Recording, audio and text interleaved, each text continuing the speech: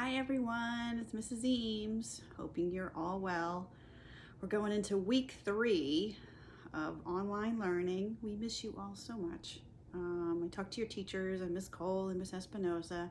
Everybody really misses seeing you, and I know I do as well. But I have Schubert here today, and we're going to have another book.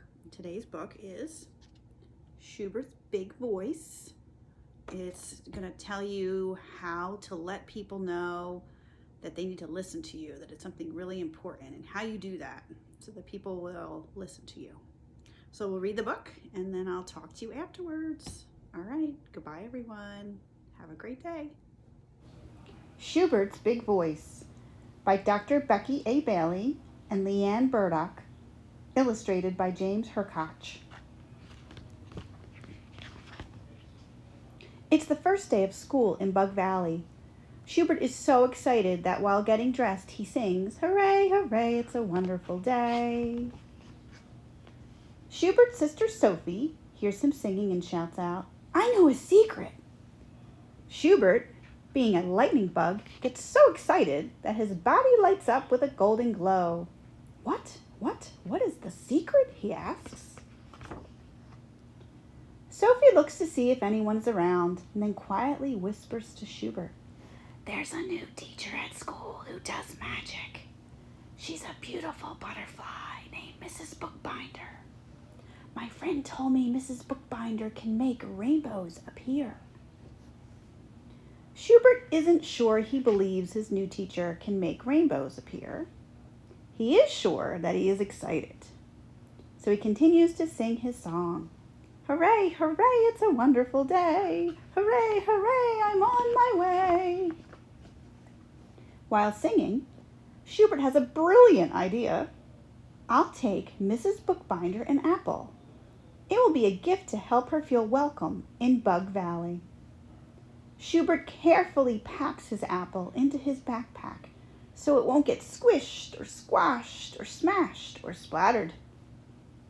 Off he goes to school, and when Schubert reaches the door of his classroom, he gently pulls out the apple to admire his gift. It is the shiniest, biggest, reddest, juiciest apple Schubert has ever seen. He safely places the apple back in his bag. Just then, Benny pushes his way through the door, trampling over Schubert. Bam! Schubert hits the floor. Slam! The backpack falls open. Thump! Out rolls the apple. "Ooh!" yells Schubert as he watches the apple bounce across the room. Thump, thump, thump, thump. It stops at Benny's feet. "Look, an apple! Yum! I am so hungry," Benny says with delight. "Hey, that's mine!" shouts Schubert from the floor. Benny just laughs and puts the apple in his pocket. When Schubert sees Benny take his apple, he feels his face get hot and his insides quiver. He can hear his heart beat, beat, beating. He feels mad, really mad. Benny has taken his apple, and Schubert doesn't know what to do about it. Suddenly, Schubert feels a soft breeze blow across his face as a beautiful butterfly appears. "Greetings, my friend," she states. "My name is Mrs. Bookbinder." Schubert looks up at his new teacher. She looks like an 8-foot-tall angel. Mrs. Bookbinder says in a soothing voice, "Your arms are folded like this, and your forehead is wrinkled just like this." Schubert feels understood, and his body begins to relax. "You seem very mad. Something scary must have happened," she asks as she reaches out her hand to help Schubert to his feet. Without thinking, he takes her hand. As he stands up, she kneels down. Eye to eye, Schubert feels a sense of comfort and safety as he shares his story. "I brought you an apple. It was the shiniest, biggest, reddest, juiciest apple ever, and Benny knocked me down, and he took it." Mrs. Bookbinder instantly understands. Schubert feels mad because Benny pushed him down and took his apple. Schubert did not know the words to use to express himself to Benny to get his apple back. "Did you like it when he pushed you?" Mrs. Bookbinder asks.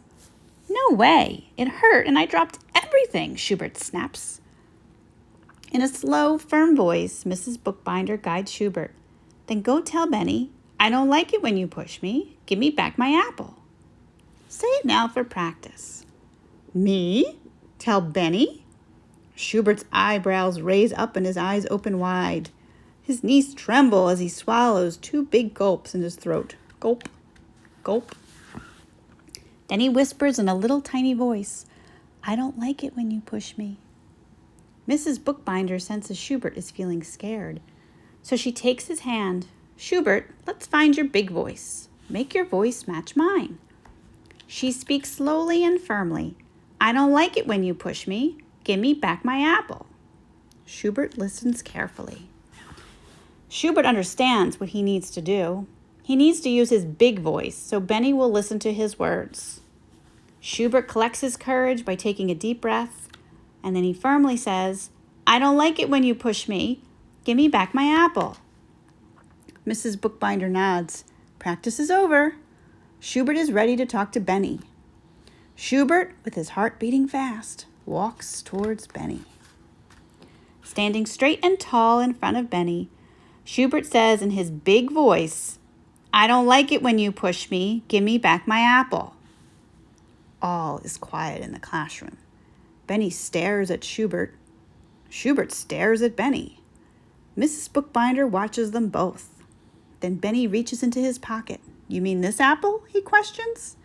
Yes, that apple, Schubert says, looking directly into Benny's eyes. Okay, here you go. And Benny hands the apple to Schubert.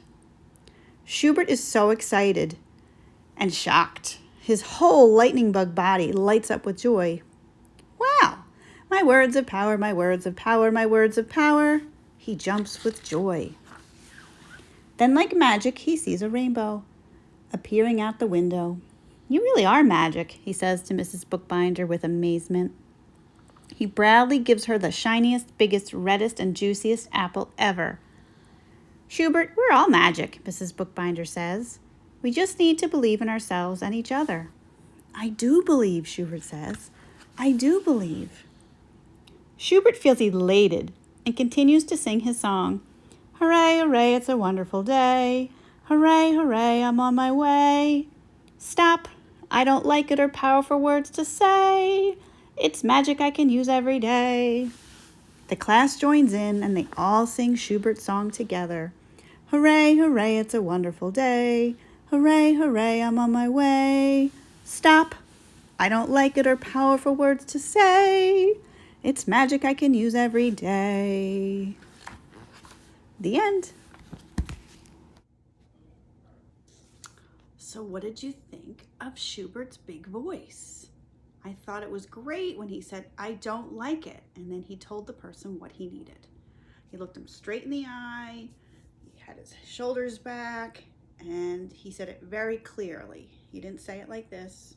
I don't like it that you did it this way. And he didn't say, I don't like it when you did it this way. He just looked the person straight in the eyes and he said, I don't like it when you do that. I need you to do this. And he told him what he needed. So I want you to think about that. I want to think about you to think about a time when you used your big voice.